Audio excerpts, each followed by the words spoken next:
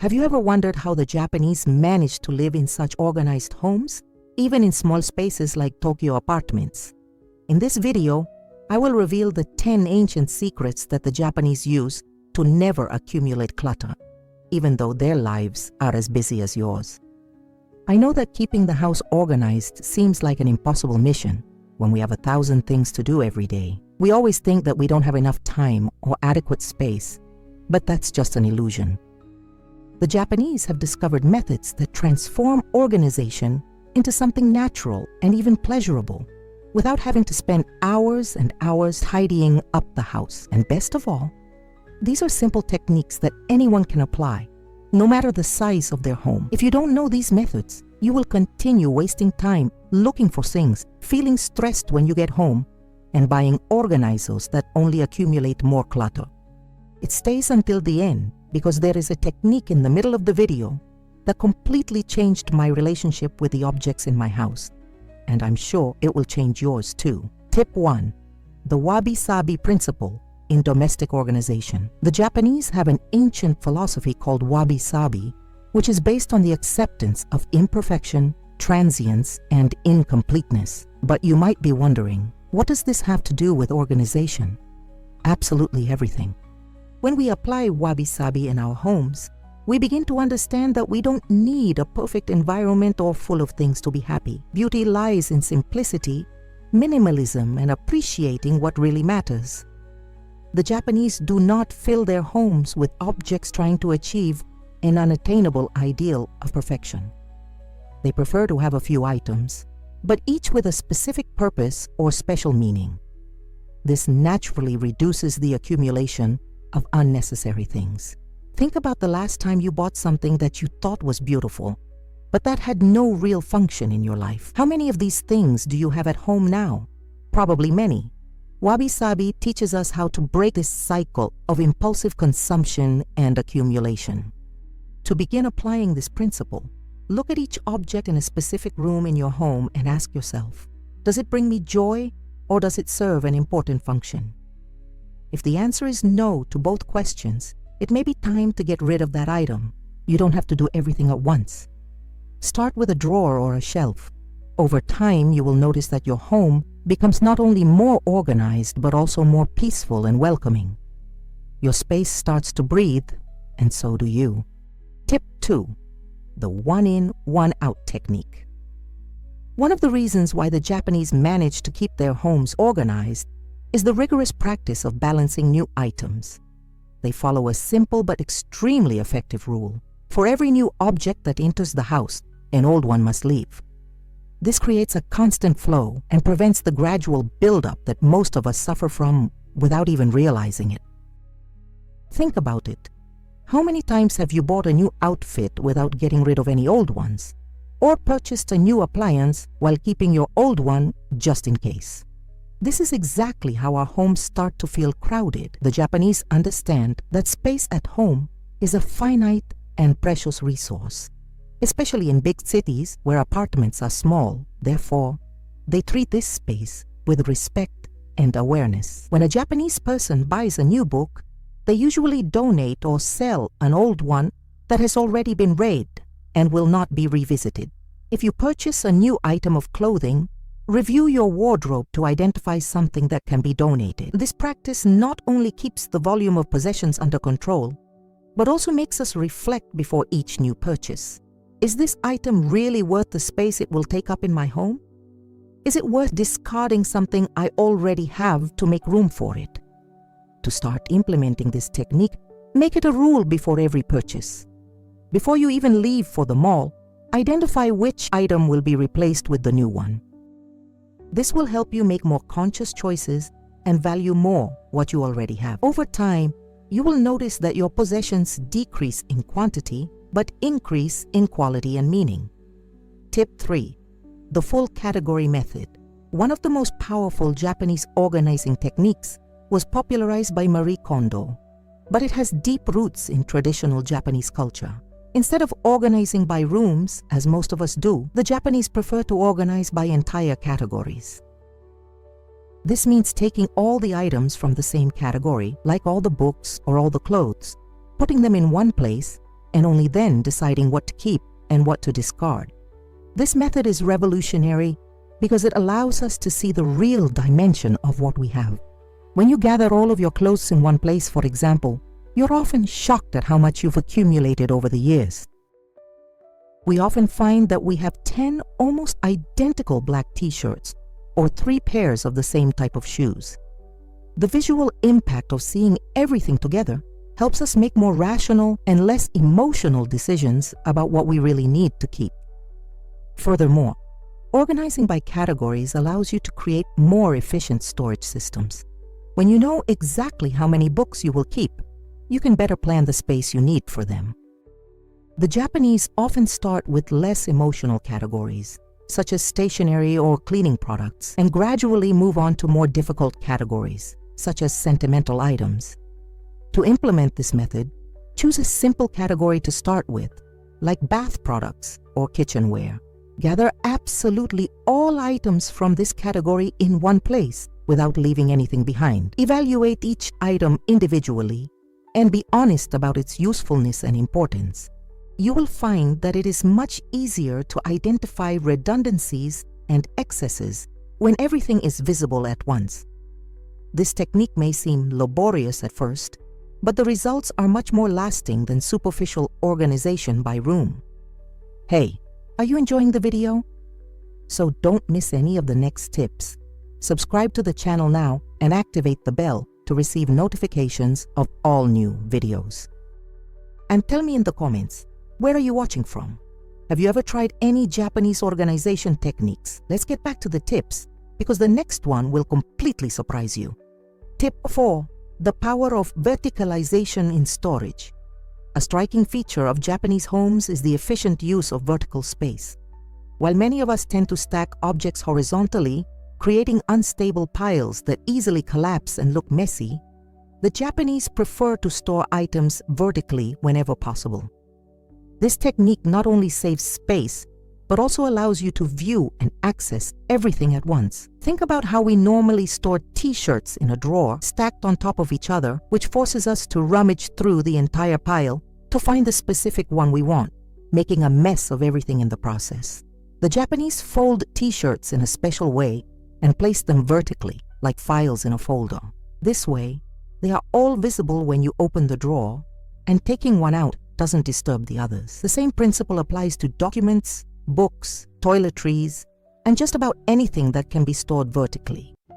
In Japanese kitchens, for example, pans and lids are often stored vertically using simple dividers. This eliminates that typical mess of stacked pans that collapse every time you try to reach for the one at the bottom. Another example is bathroom cabinets, where products like shampoo and creams are organized in vertical baskets, allowing you to see all the labels at once. To start implementing this technique, choose a problematic drawer or cabinet in your home. Try rearranging items vertically using simple dividers that can even be made from cut-up shoeboxes. You will be surprised at how much extra space you will have and how much easier it becomes to stay organized on a daily basis. Once you start thinking vertically, you never look at space the same way again. Tip 5. The daily reset ritual. One of the reasons Japanese homes never seem to accumulate clutter is because their residents practice what we might call daily reset. Instead of letting organization pile up until it becomes a weekend project, they incorporate small tidying moments throughout the day, ensuring that spaces return to their original state after use. This habit is taught from childhood in Japanese schools, where students participate in daily cleaning of the school environment. It's not uncommon to see a Japanese family taking about 15 minutes at the end of the day to do a complete home reset. This includes returning objects to their designated places, cleaning surfaces, folding blankets, arranging cushions, and making sure nothing gets out of place. This ritual is seen not as a boring domestic task, but as a way of respecting the space and preparing for the next day. Imagine starting each morning in a completely organized environment without the mess from the night before. This not only makes the home more visually pleasing, but also significantly reduces stress in the feeling that household chores are always piling up. The secret to making this ritual efficient is having a designated place for each object. The Japanese are masters at creating intuitive organizational systems where everything has its own home. When each item has a specific place to return, the reset process becomes much faster and simpler. To implement this technique, start by establishing a fixed time for daily reset. Many Japanese families do this after dinner or 30 minutes before bed. Involve all family members by designating specific areas for each one. Use a timer to keep the process short and focused. 15 minutes is usually enough for an average-sized home if done daily. Over time, you will notice that the amount of clutter decreases drastically, as objects rarely have a chance to accumulate. Tip 6. The discipline of just enough. A fundamental philosophy in Japanese culture that directly influences its organizational habits is the concept of hodo hodo, which we can roughly translate as just enough or just enough. This mindset of moderation is completely opposed to the culture of excess and accumulation that predominates in many Western societies. The Japanese apply hodo hodo to practically every aspect of material life, from the amount of food on the plate to the number of decorative items in a room. They constantly ask themselves, what is the ideal quantity of this item to meet my real needs? Instead of buying 4 sets of towels because they are on sale, a Japanese person would probably only buy the number needed for their family, considering the frequency of washing and use. Instead of having 10 pairs of casual shoes, they prefer to have 2 or 3 high-quality ones that meet different needs. This just-enough approach naturally prevents the accumulation of redundant or rarely used objects. It is a form of conscious consumption that prioritizes quality over quantity and real utility over momentary desire. The Japanese also apply this principle to space. Instead of constantly wanting a bigger house to accommodate more possessions, they adapt their possessions to the available space, living comfortably within their limitations. To start implementing this mindset, do a simple exercise. In each category of items you own, clothes, shoes, electronics, books, define a maximum number that really meets your needs. When you get past that number, practice the discipline of removing something before adding a new item. Think in terms of actual use, not future possibilities. Do you really use 10 mugs of coffee if you live alone? Do you need 20 bath towels for a family of 4? This just enough discipline is perhaps one of the most difficult to adopt in a society that values accumulation, but it is also one of the most liberating. Tip 7. The aesthetics of MR, valuing empty space. A fundamental concept in Japanese culture that directly influences how they organize their homes is ma, the appreciation of empty space. While many Western cultures tend to view empty spaces as something to be filled, the Japanese value emptiness as an essential element of design and everyday life. This concept is deeply rooted in Japanese aesthetics, from traditional architecture to ikebana painting and floral arrangements, where the space between elements is as important as the elements themselves.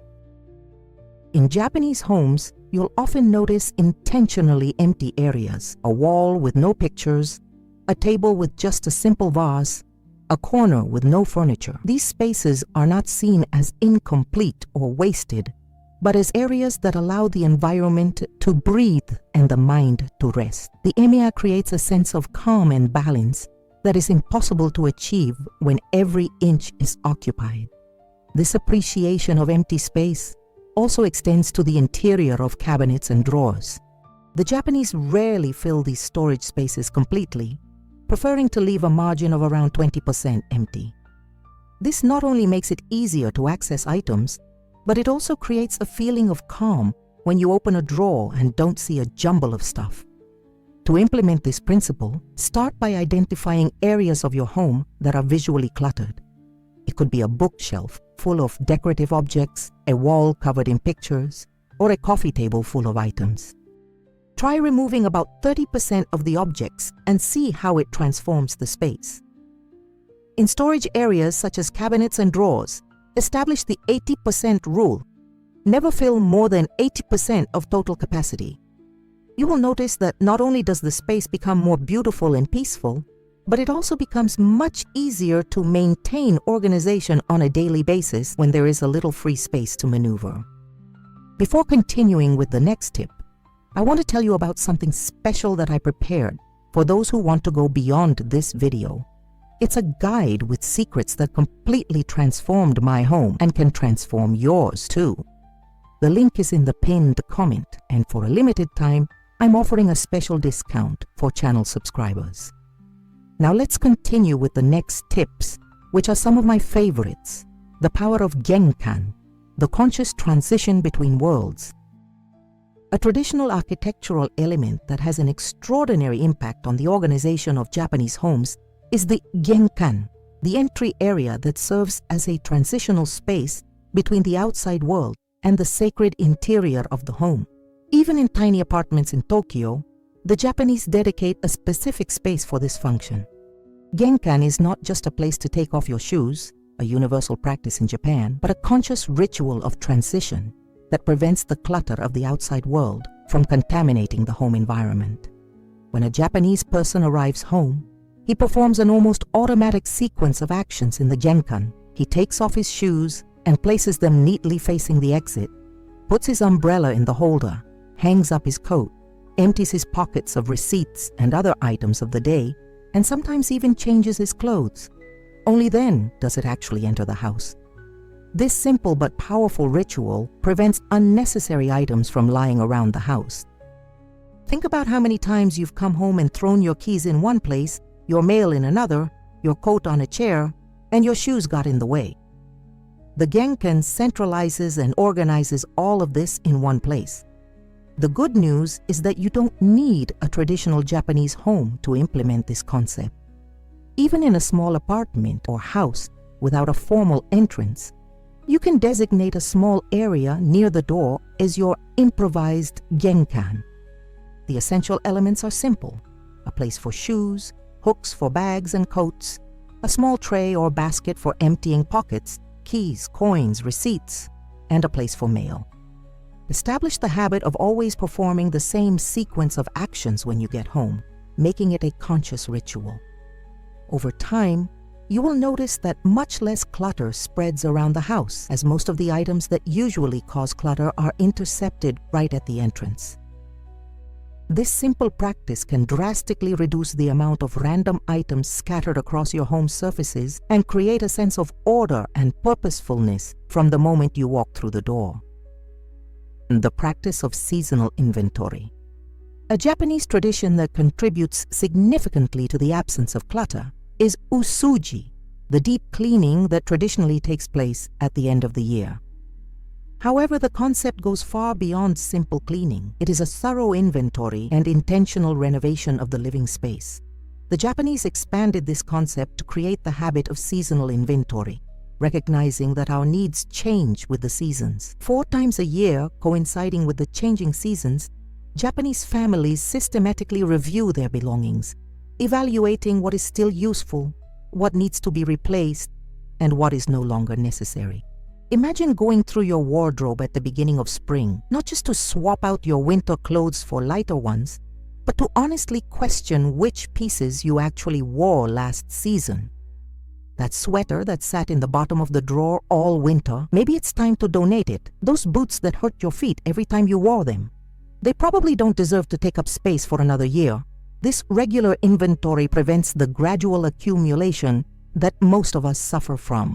Instead of endlessly storing items we rarely or never use, the Japanese maintain a constant flow of in and out. They also use this opportunity to do preventative maintenance, fixing minor damage, polishing what has lost its shine, replacing what is at the end of its useful life.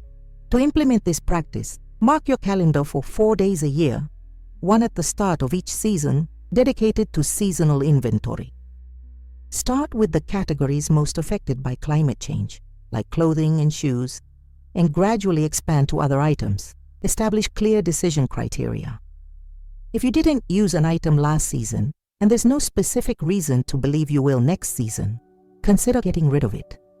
This seasonal ritual not only keeps your possessions in check, but also creates a refreshing sense of renewal and intentionality in your home, in sync with the year's natural cycles. the philosophy of ikigai in selecting objects. The Japanese concept of ikigai, it being often translated as reason for being or purpose in life, is widely known as a personal philosophy for finding meaning and satisfaction. What many people don't realize is how the Japanese apply this same concept in their relationship with the objects they keep in their homes. Instead of haphazardly hoarding items, they select and keep only those that have a true purpose or bring genuine joy. Think of ikigai as the point of intersection between 4 questions. Is this object useful? Does this object bring me joy? Does this object have a special meaning? Does this object improve my environment? Items that answer positively to at least 2 of these questions are generally worth keeping. This approach goes far beyond Marie Kondo's popular method of keeping only what sparks joy. Ikigai recognizes that some objects may not evoke immediate positive emotions, but still have an important purpose in our lives. A drill is unlikely to spark joy when you look at it, but it is certainly useful and improves your ability to keep your surroundings in order. At the same time, ikigai reminds us that usefulness is not the only criterion. Beauty, emotional significance, and contribution to the overall atmosphere also matter. A vase inherited from grandmother may have no practical use, but it carries meaning and perhaps beauty. To implement this philosophy, start evaluating new objects through the lens of ikigai before you even bring them home. When you're tempted to make a purchase, ask yourself, where does this item fit into the 4 dimensions of ikigai for objects? For items you already own, take the time to review 1 category at a time, honestly evaluating each item. Those that don't have a clear purpose or special meaning are probably just taking up physical and mental space in your life. This practice is not about living with as little as possible, but rather about living intentionally with the objects that truly enrich your life in some meaningful way. We have reached the end of our journey into the Japanese secrets that prevent clutter from accumulating. As we have seen, it is not just about organization techniques, but a philosophy of life that values intentionality, moderation, and respect for space. From wabi-sabi that teaches us to value imperfection and simplicity, to ikigai that helps us select objects with purpose. These ancient principles have a lot to teach us about how to live more harmoniously with our possessions. The amazing thing is that you don't need to move to Japan or turn your home into a Zen temple to implement these practices. Start with small steps. Choose 1 or 2 techniques that resonate most with you and practice them consciously for a few weeks. As these habits become part of your routine, gradually add others. Remember that true organization is not about having a house that looks like it came out of a decorating magazine. It's about creating a space that supports your life, facilitates your daily activities, and promotes a sense of calm and well-being. The Japanese understand that our relationship with objects and the space around us profoundly affects our mind and spirit. By taking a more mindful and intentional approach to our possessions, we're not just decluttering our home, we're decluttering our mind. And now I want to hear from you. Which of these techniques will you try first? Leave your choice in the comments and come back to share your experience in the coming weeks. And if you like this video, don't forget to like it, share it with those who also suffer from disorganization, and subscribe to the channel for more content like this. Until the next video,